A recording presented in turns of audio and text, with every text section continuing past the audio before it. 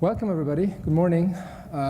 Really appreciate that you're here. Toine and I are going to talk about securing Telco open source projects, why we think that's important, how we go about it, and in particular the lessons we learned while going about this.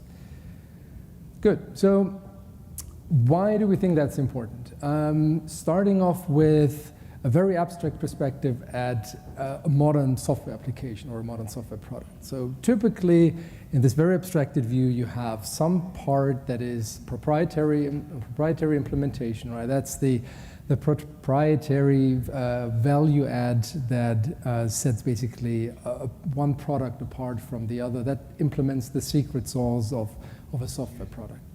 However, this proprietary business-specific logic is typically implemented on top of a very wide range of open source software components, right? And these software components basically act as sort of a platform, right? A platform that allows you to build higher level value on top.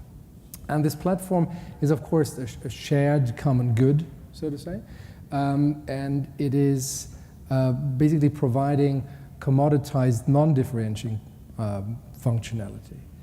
So over the past couple of years, there has been basically increasing attention in the industry on the security of this large open source platform for very good reasons. Three reasons I'd like to mention. Product design rules. So obviously all modern products are being built according to secure software development best practices, and they of course apply to the proprietary pieces of a product, but obviously open source being part of the overall product, they apply equally to the open source components. Then regulatory requirements. Over the last couple of years, basically around the globe, regulators have started to increase and to tighten the requirements on software in terms of security. And that in particular also includes open source software. And then last but certainly not least, customers or the users of those software products became increasingly more aware of the importance of the software, the open source software that is part of a software product. So what do we do about this? Due to the particular nature of open source software being this shared common good, this shared platform, there's basically only one reasonable approach to do this well, and that basically means that all of the we take a joint effort of jointly and collaboratively with the open source developers that create this open source software, take ownership of this problem and drive improvements in terms of security into the open source projects that we all depend upon. And this is what we have been doing and what we'd like to talk about, how we went about this. And who are we? My name is Georg Kunz. I work at the Open Source Program Office at Ericsson. I've been around in various open source projects and communities for more than 10 years by now, and I'm a contributor to still various communities to this day, so I have a strong background in open source software development. Okay, thank you, George. So my name is Toine Siebelink. I'm a software developer with Ericsson for over 20 years. 4 years ago, I joined the open source department, and I worked on a project called Configuration Persistence Service. I'm the project technical lead for that project. In any project I worked on, software quality has always been my main focus, and I'm very proud that the CPS project has achieved a Gold Badge Award for the OpenSSF Best Practices Standard. Good. So I hope we can talk about this topic with a little bit of authority. So we are not alone, and Toine, we are not alone in this challenge, basically by design. As open source software is used across the industry, we are all in this together, so to say, to improve the security posture of open source software. And as Toine already mentioned, the OpenSSF, that is one particular initiative that is actually hosted by the Linux Foundation, with the intention of developing tools, methods, best practices, and educational material geared towards helping open source developers to improve the security posture of the projects they are developing and maintaining. And the OpenSSF hosts plenty of really valuable initiatives. I won't go into the details of what it's doing in general, but I'd like to instead focus particularly on one tool that's being developed in the OpenSSF, and that's called Scorecard. Scorecard is a tool that implements a variety of checks, I think 18 or 19 checks today, that can be run against a repository of an open source project hosted on GitHub or GitLab. And those checks validate whether or not certain security best practices are being applied and followed in the development workflow of an open source project. On the right-hand side, you can see a couple of examples because like per check, Scorecard gives you like a score, obviously, and then also computes an overall score, hence the name. Now, by doing this, Scorecard primarily enables two distinct use cases. The first one is like from the perspective of an application developer, wondering whether or not to include a certain open source project as a dependency in an application or a product. By looking at the Scorecard result and report, you basically get a high-level indication about the general maturity in terms of secure software development best practices of an open source project. So you can factor that into your risk assessment and decision process as to whether or not you want to make use of that project in your product. I'd like to point out that you shouldn't get too hung up on a single number, really. Context matters, but it is one important data point, I think, as part of the overall risk assessment. The second use case that Scorecard supports is more from the perspective of a maintainer of an open source project, because the report basically gives you a really good insight into where you stand in terms of secure development best practices, and it indicates gaps that currently exist, and it guides you towards addressing those gaps and thereby helping to, well, level up your project to adopt better security workflows during the development. And this is basically the perspective that we're going to take on, at least for the rest of my part of the presentation. Because I mentioned initially that this is a joint effort, right? We can't just use open source software without kind of collaborating and contributing to it, including contributing to improving the security posture. So applying scorecards to the open source projects that are relevant to anybody, because you make use of them in a product, is of course one way of going about it. However, we thought it is prudent to start with the projects that we host ourselves as a starting point. So we basically worked with the maintainers of the open source projects that we host on our Ericsson GitHub organization. So we'll start with our own projects first. And we applied a very simple action plan, no surprises here. Basically, perform the scorecard scan, assess the results, address then or adopt the security best practices that were applicable for the respective projects, derive lessons learned, this is what we're going to talk about here, and then ideally scale up and repeat the process, right? This is primarily, this started out as a learning exercise, how effective is scorecards and how well can we apply this in the workflow of those projects that we host ourselves. But if it works well, then of course we'd like to scale this up to other projects as well. So looking at some initial results here. This chart basically shows the initial score across 6 projects that I have selected for this particular presentation.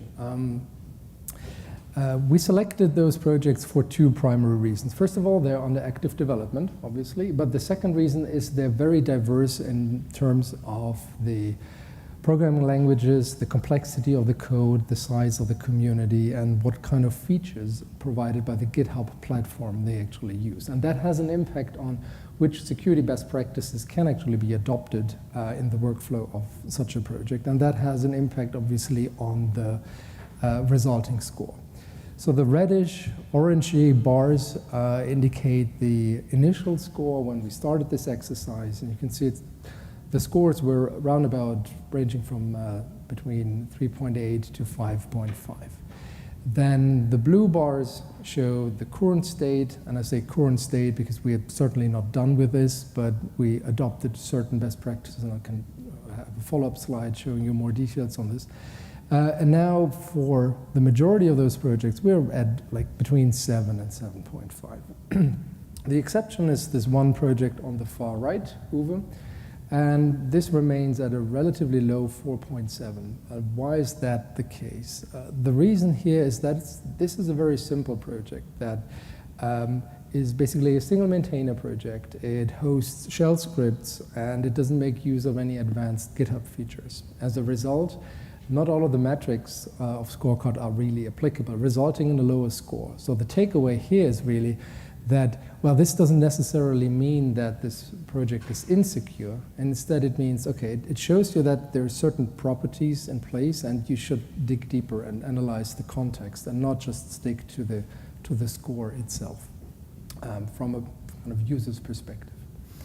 Good, let's dig one level deeper. And I know that this slide is fairly busy, but I'll try to slowly walk you through this. Here again, the columns show the 6 projects we selected for this presentation, and then the rows show the 18 checks that Scorecard currently implements. A green cell means that the project was not implementing a given secure development best practice when we started, and we adopted this throughout this exercise. Blue means we were already good from the beginning, and gray means the project is not implementing this and we haven't addressed this yet. A couple of takeaways here. There are basically 3 software development best practices that we were able to adopt across the board.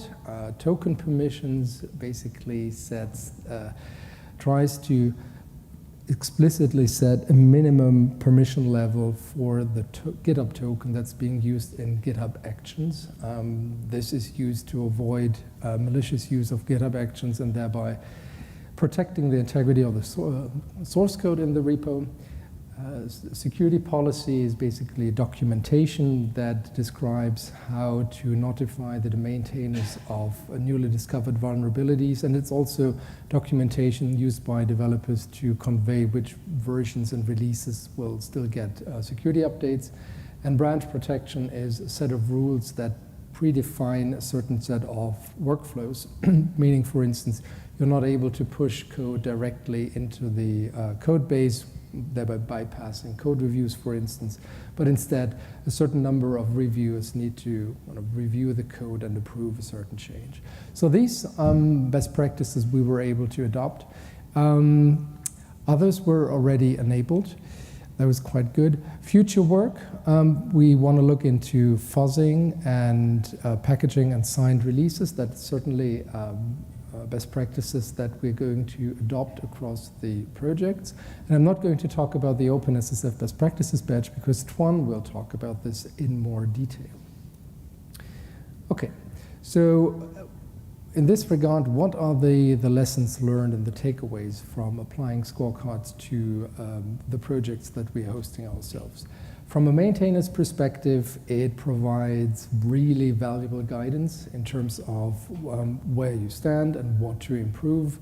It provides a very actionable list of improvements, really. It's easy to use, it just works. You basically run it against your repo. It also integrates with other features of GitHub, like it shows the results on the GitHub security dashboard. There's GitHub action you can continuously run. Once you're proud of your score, you can put it in your README file. All of those little things kind of are intended to help open source developers and to incentivize open source developers to kind of apply this to their workflow. Be aware though, as I said before, don't focus too much on the single score that comes out of scorecards. The context matters. A low score basically means a potential higher risk associated with the project, but only a potentially higher risk. So just with our example here, you need to dive deeper into why the result is as it is. That's just important, an important data point during your risk assessment when figuring out if you want to make use of an open source project or not. So not all metrics are equally applicable to all projects. I'd like to encourage you to try it yourself.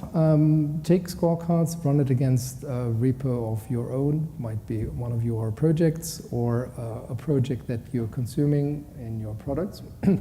take a look at the results and then figure out what the results basically mean. If you find gaps, I would recommend you to reach out to the maintainers and start contributing to that project to improve the project security posture. And with this, I'd like to hand over to Toine. Thank you very much, Georg. Okay, welcome everybody. So I just want to explain a little bit more about how CPS was able to get to the gold standard OpenSSF badge. So first of all, a bit of background on the project. So CPS stands for Configuration Persistent Service. It's an ONAP project. We started in 2020. We've had 6 releases since in ONAP. In Ericsson internal, we actually release more frequently. It consists of 2 ONAP Garrett repos, and it's maintained by 4 CPS teams, 2 fully Ericsson teams and 2 what we call community teams. The Configuration Persistent serves as a model-driven data repository for CM data, but it can actually store any young models and data and query any young model data.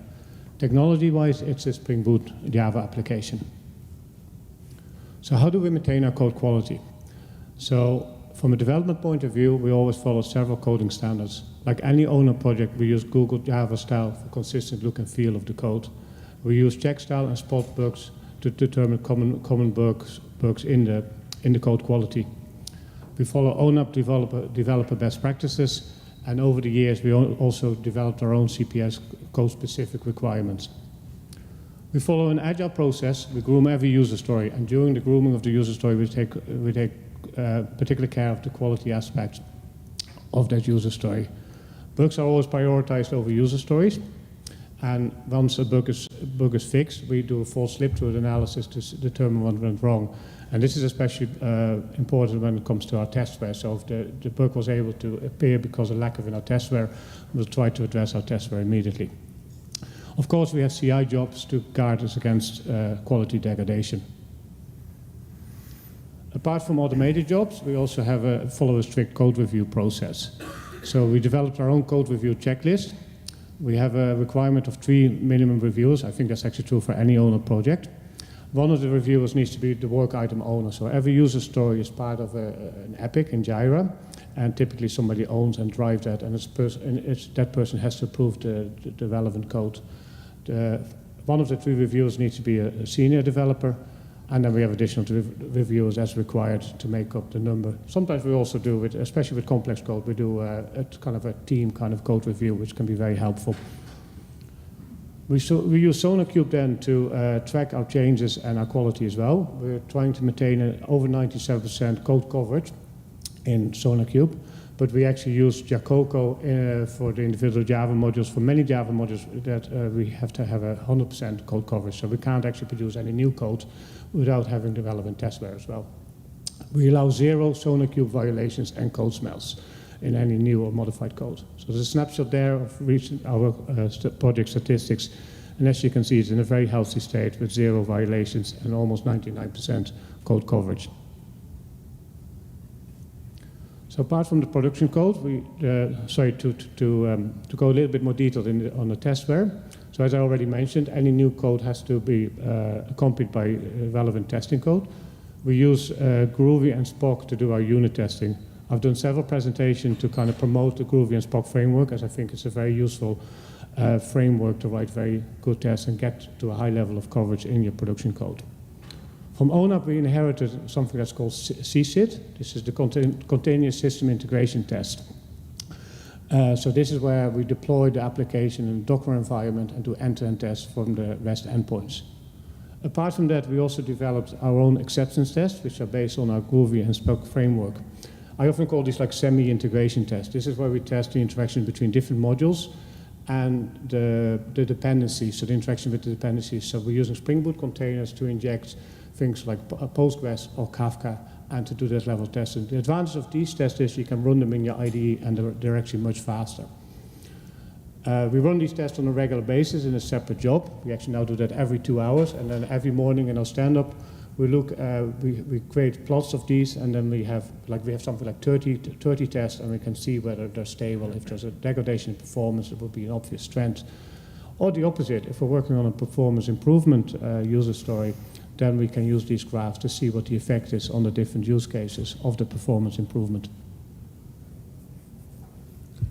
Apart from code quality and test coverage, to achieve the OpenSSF batching, there's a lot of security aspects as well. So it's important that the team and the PTL are very much aware of security, they follow best practices, and know how to mitigate any vulnerability, new vulnerabilities that have been detected. So we run, in ONAP CI, we run checks against vulnerabilities and security checks, and also in the Ericsson build pipelines. And if any new vulnerabilities come up, I think many of you here probably are developers. Even if you're not developers, you're probably aware that new developers are discovered all the time. So it's very important that you run these kind of checks, even if your code doesn't change. So apart from security issues in your 3PPs, it's also important that you protect the data and access to your application. So we found that applying that Kubernetes service mesh actually met most of the criteria for achieving these batches, to provide encryption to the right level and prevent any authorized access to your system or any data breaches. Okay, a little bit more about the OpenSSF Best Practices Batch Program. And to be honest, I stole most of this slide from the website, from this behind this. So there's a link there, as you can see, to the Open Source Security Foundation. The best practices is really a way to show projects, open source projects, that they, how they follow and to what level they follow the best practices. On the right here, you can see logos of many well-known projects that use this badge to show their level of adherence to the best practices. Projects following best practices are more likely to produce secure and reliable software. So the program of, how does it actually work? It's a self-assessment. You fill in a survey, which gets verified. It's free, by the way, so any project can just do it for themselves. The first level will be a passing badge. Then you can, improve to a silver badge, and finally you can achieve a gold badge. And I'll show you a little bit more details what all of these, or what the survey actually addresses.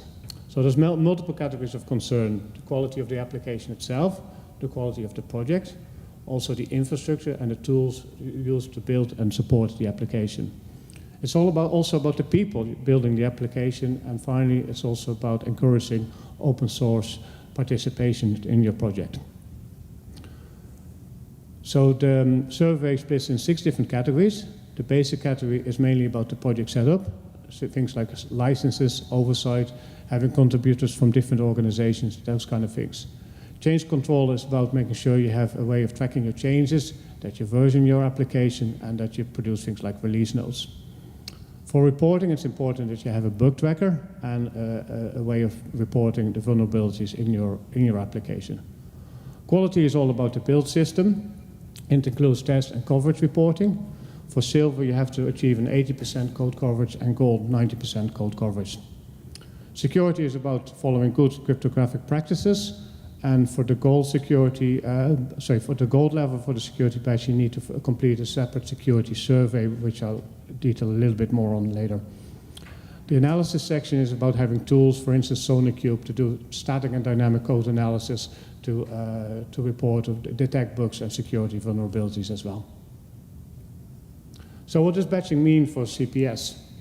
So why did we get the batch, or why do we want to use it? Well, it shows our commitment to the security. So it's all about sharing that and making others aware what you're doing here, because it might not be obvious from your standard kind of documentation of your project.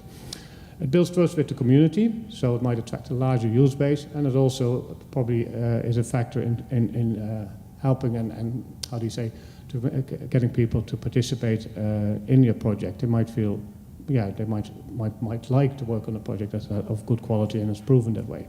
Of course, it helps maintaining your reputation. So CPS is known for its code quality and reliability and security because of this.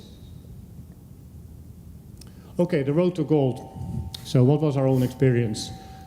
So I think a bit feedback is there. Okay. The team had a relatively easy start, because at the very beginning we always had this kind of, from the very beginning we made sure that all our code was accompanied with tests where we've always been proactive in updating our vulnerability dependencies. As I mentioned, we allow 0 violations and very high code coverage using SonarQube. Actually, the team was very proactive in the ONAP community to change the way of working here. So before, when we started, SonarCube was run on the merged code, so after code was already kind of approved and merged and went to the main branch, and then on a weekly basis a report was run with maybe some issues, but we actually made sure that it became part of the verified job before code gets in as well, so it would specifically focus on the new and modified code and make sure there's no issues there, otherwise the code will simply not be able to be merged. So we proposed this change, we piloted it in ONAP, and then it was adapted to all the projects in ONAP. Now, there were some roadblocks. As I already mentioned, to get the gold level security, we had to complete a security questionnaire. It was actually a very technical and a very complicated questionnaire, which really required in-depth knowledge about the security aspects of the application, which we didn't always have. So luckily there was a committee in ONAP called SECOM, and especially with the help of Tony Hansen. He helped us understand the survey, helped us answer the questions and resolve any issues that came up from there. Then also, not everything was actually under control of the team. It isn't only about your own source. As already mentioned, the tools that you're using, and because we're an ONAP project, a lot of the tools were provided, and the infrastructure was provided by ONAP. But luckily, most of this met the criteria that were required to achieve gold badge. There was only one particular issue. There was one tool for recording and logging the status of issues with vulnerabilities. And for gold standard, the tool needed to be, the tool itself, because the reports contain sensitive information, of course, the tool itself needed to be protected with two-factor authentication, which wasn't in place. So it took us quite a while to get on to the relevant people, to discuss this, propose this change, explain what it was for, and then we got agreement and it was implemented, and that paved the way for us to complete this. But of course that took a bit of time, but the good news is now any project in ONAP, because this issue has been resolved, this roadblocker has been removed, so it should be easier for another project to get to this as well. Okay, so where is CPS now? So as I already mentioned, since November of last year we achieved the gold standard. We're only 1 out of 30 projects out of almost 7,000 projects that are using the badge. But I don't particularly like this figure. I think it's a bit misleading, and one of the reasons we're here today is to kind of demonstrate that any project can really achieve this standard. And I think it's about following some of the practices that are shown here, making sure that any issues or any things that come up with the assessment, make them part of your release plan in ONAP, or your half year, whatever you're working on, make part of your way of working to do activities to improve your score on this respect, and kind of set a goal to get to silver and eventually to gold. Okay, that concludes our talk for today pretty much. Please do keep in touch. If you have any more questions, you can contact us here. Okay. And of course, we're open for questions now as well. Thank you. Okay, then thanks a lot. Okay, thank you very much.